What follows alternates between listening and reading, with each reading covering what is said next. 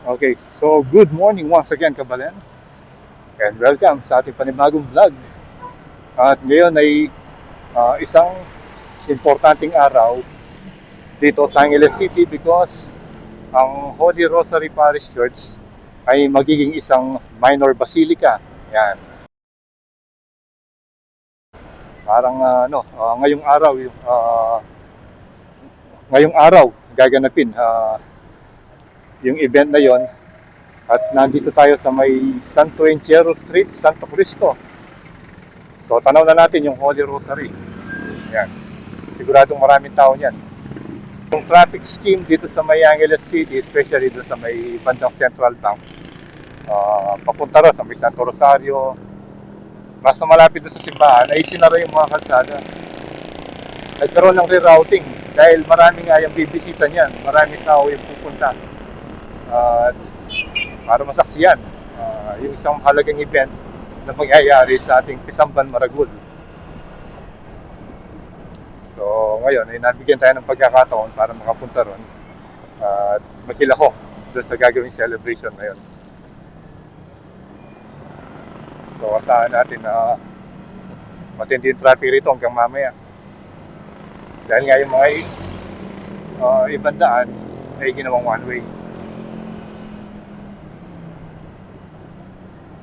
So yung nakita natin sa schedule, 9 o'clock. 9 o'clock yung start. Anong oras na ba? 9:30 na yata tayong umalis dun sa bahay. So hopefully makakabot pa tayo dun sa pagsisimula ng celebration.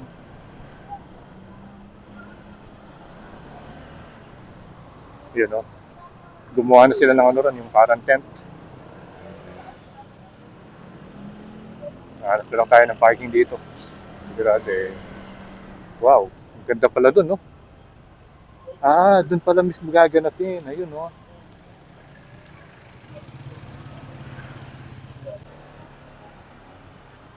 Dito, mag-park muna tayo rito.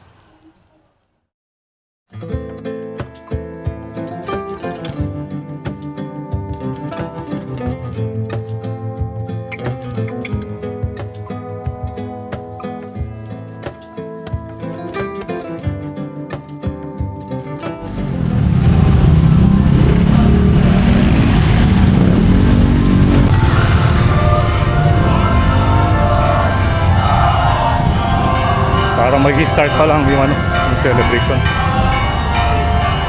Tingnan natin kung may mass pa o magkakaroon ng mass.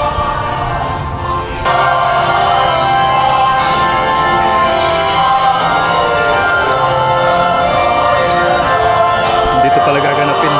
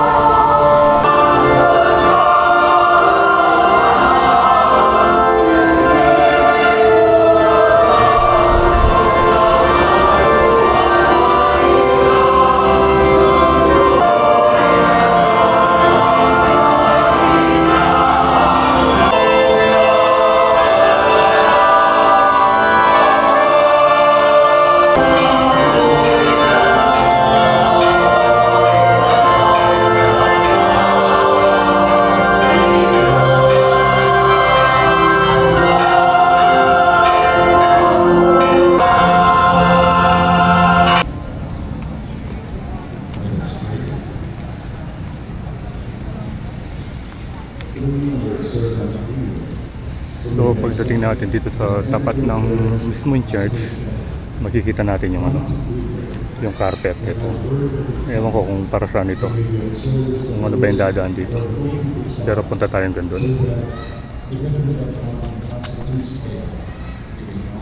Ito.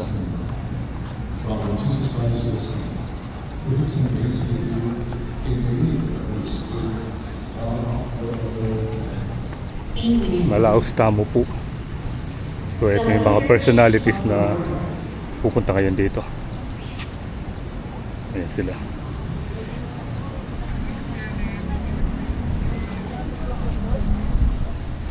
Simbahan ng Angeles.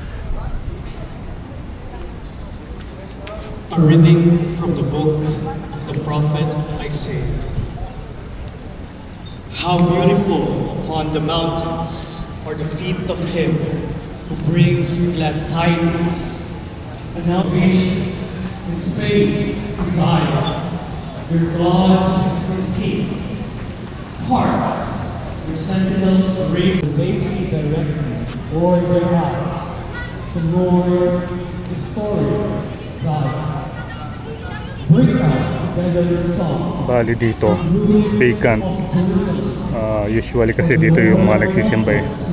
Pero ngayon dinala dun sa may ginawa nilang temporary covered court. Yung shade.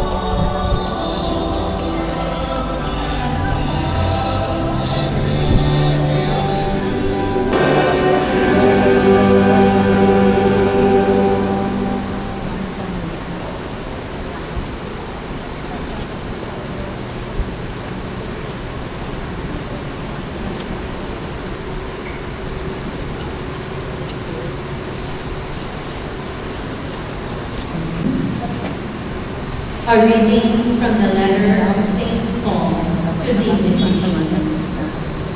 Brothers and sisters, you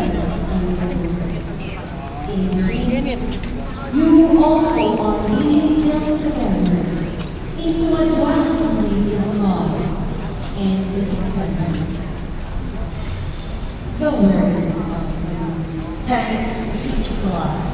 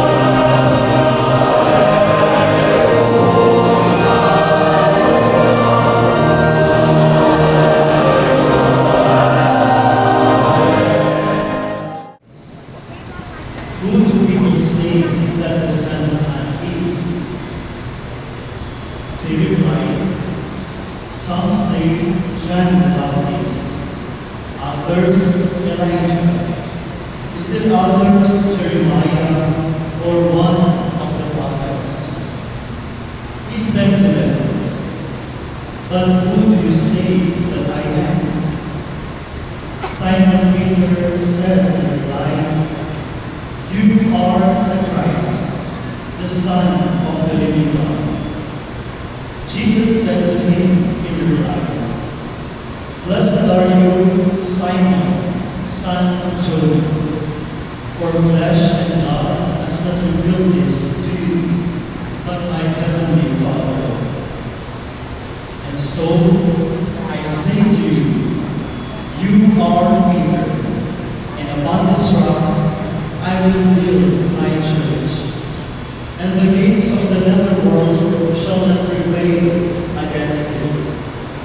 I will give you the keys to the kingdom of heaven. Whatever you bind on earth shall be bound in heaven, and whatever you loose on earth shall be loosed in heaven."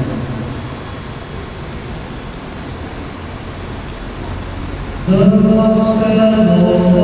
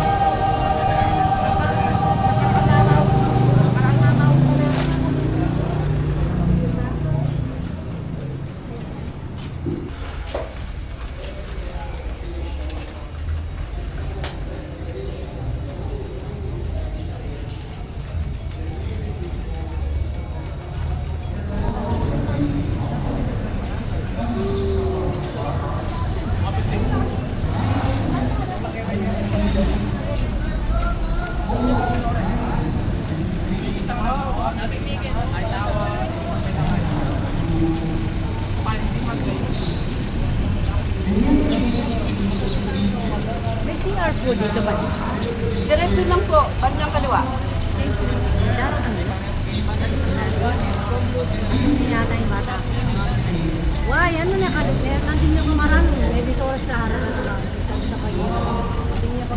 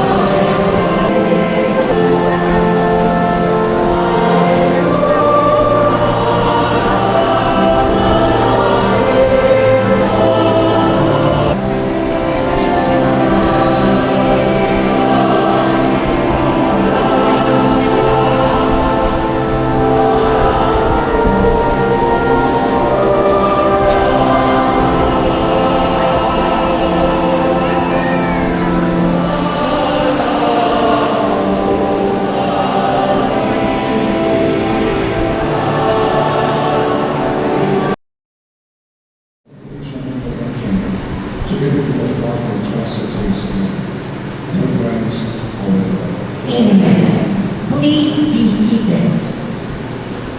A meaningful message will be given to us by His Eminence Jose F. Cardinal Pinguda Jr.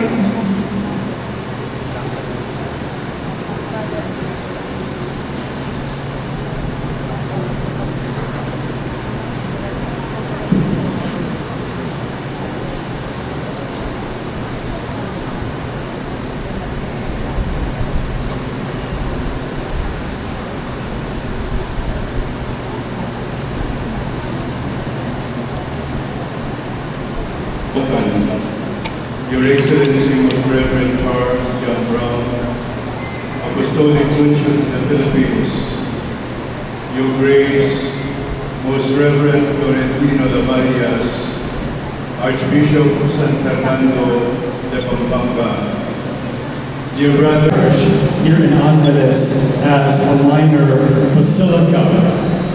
When we reflect on the notion of basilica, I just have one image I would like to communicate with you. About a year ago, after Pope Leo XIV was elected Holy Father, he called all the nuncios from around the world to Rome to meet with him for a couple of days, almost exactly a year ago. So, of course, in obedience, I came from Manila to Rome, met with the Holy Father for a few days, and at the end of those meetings with the nuncios, Holy Father Leo XIV gave each of us a small gift to remember this experience. And the gift was a ring. Of course, the ring is a symbol of the bishop. What's interesting is that inside each ring is a basilica. Basilica is a church that's been elevated so close to the heart of St. Peter and his successor that his shadow is falling on us in this basilica. And that is what the umbrella signifies. The shadow of St. Peter. We are sub umbra petri. That shadow of healing, strength, protection. And that's why in a basilica, if you come, pray for the intentions of the Holy Father, and fulfill the other requirements, you can receive a plenary indulgence, which is a spiritual privilege not given to every church, but given to a basilica sub umbra petri. So for me, as the Apostolic Nuncio, having come this morning from Pampanga in Manila, the counselor of the Nuncio Giuseppe Campadue, on behalf of Pope Leo XIV, it gives me so much joy to be with you this morning under the shadow of Peter, under the shadow, protective, healing shadow of the successor of Peter, Pope Leo XIV. Salamat po sa ating Santo Papa, Leo XIV, sa Dicastery for the Divine Worship and the Discipline of Sacraments, at sa ating Apostolic Nuncio sa Pilipinas, lubos na galang-galang Charles J. Brown, sa pagkilala sa ating Pisamban Maragul bilang Minor Basilica. Ang titulong ito ay hindi lamang parangal sa mga bato at ladrilyo ng simbahan, kundi sa pananampalataya, sakripisyo, at debosyon nating mga Alinglenyo sa loob ng 197 taon. Maraming salamat sa ating lubos na galang-galang Florentino G. Lavarias, Arsobispo ng San Fernando, sa lahat ng mga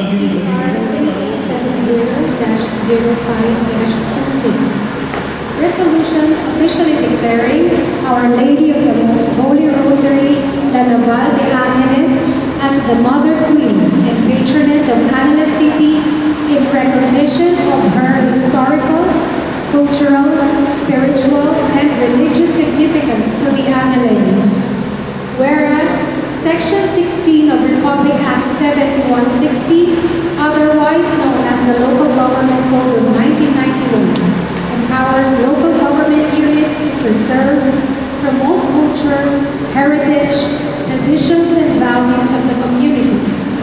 Whereas Angeles City is widely known for its deep Marian devotion and enduring Catholic faith, centered on the veneration for Our Lady of the Most Holy Rosary, La Naval de Angeles, whose image has long served as